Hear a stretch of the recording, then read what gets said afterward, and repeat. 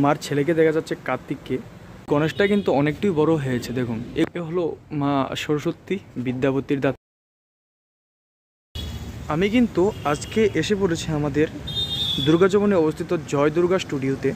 তো জয় দুর্গা স্টুডিওতে কিন্তু প্রচুর ঠাকুর তৈরি হচ্ছে এখানে, দুর্গা প্রতিমা। তো তোমাদেরকে এখন আমি কিছু প্রতিমা তুলে ধরবো। দেখুন তাদের এটা হলো তাদের জয় দুর্গা স্টুডিওটা। তো তোমাদেরকে এবার সামনে নিয়ে যাব, কতটুকু প্রস্তুতি চলতে ঠাকুরের সবগুলো তোমাদেরকে দেখাবো। তার সঙ্গে কিন্তু গণেশ ঠাকুরের যে প্রিপারেশনে চলছে এটাও দেখাবো তোমাদের। জয় দুর্গা স্টুডিওর সামনে একদম চলে এসেছি। দেখুন আমি আজকে গণেশ ঠাকুরতে শুরু করছি, মানে গণেশ ঠাকুর যে প্রস্তুতি চলছে। গণেশ পূজা তো আর প্রায় হাতে গোনা 10 দিনের মতন বাকি। তো দেখুন আমি গণেশ ঠাকুরতে শুরু করছি। এখানে কিন্তু 3টা বড় বড় গণেশ ঠাকুর তৈরি হচ্ছে। দেখুন আমি জয় দুর্গা স্টুডিওতে আছি এখন। দেখুন এটা হলো একটা গণেশ, এবং দেখুন এই গণেশটা কিন্তু অনেক উচ্চতা হলো, মানে হাইট, মানে বড়োর ভিতরে এই গণেশটাই ছিল। এখানে দেখুন কতটা বড় হয়েছে। আর এখানে একটা আছে গণেশ। গণেশটা কিন্তু অনেকটাই বড় হয়েছে দেখুন। এই গণেশটা সম্ভবত আমি জানতে পারলাম যে আমাদের বটতলা বাজারে যে পূজাটা হয়ে থাকে প্রত্যেক বছর, এখানে এই গণেশ ঠাকুরটা যাবে। দেখুন অনেকটাই কিন্তু সুন্দর হচ্ছে, এবং উচ্চতাও কিন্তু অনেক বড় হয়েছে গণেশটা এবার। তো তোমরা অবশ্যই কিন্তু যে পুরোটা মাটির কাজ কমপ্লিট হওয়ার পরে আমি আরেকটা ভিডিও দিয়ে থাকবো। তো ভিডিওটাতে দেখতে পারবে গণেশ ঠাকুরটা কীরকম হয়েছে।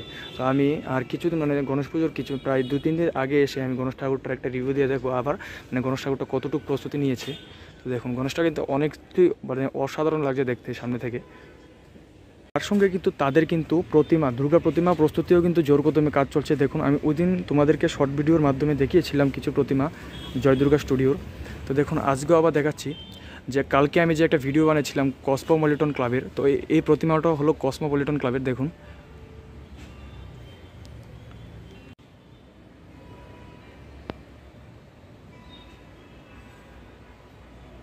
আর এই দুর্গা ঠাকুরটাতে দেখছো এটাও কিন্তু আমাদের একটি আগরতলা অবস্থিত একটি ক্লাবের। আমি ক্লাবটার নাম বলে দিই যে স্মৃতি ক্লাব। এর আগের বছর ভিডিও বানিয়েছিলাম স্মৃতি ক্লাবের। তো এই দুর্গা ঠাকুরটা কিন্তু স্মৃতি ক্লাবের। দেখুন আর কিছুদিন 2 দিন বাদেই কিন্তু এই ঠাকুরটা চলে যাবে আমাদের স্মৃতি ক্লাবে। ওইখানে গিয়ে অর্ধেক রিপেয়ারিং চলবে ঠাকুরটা।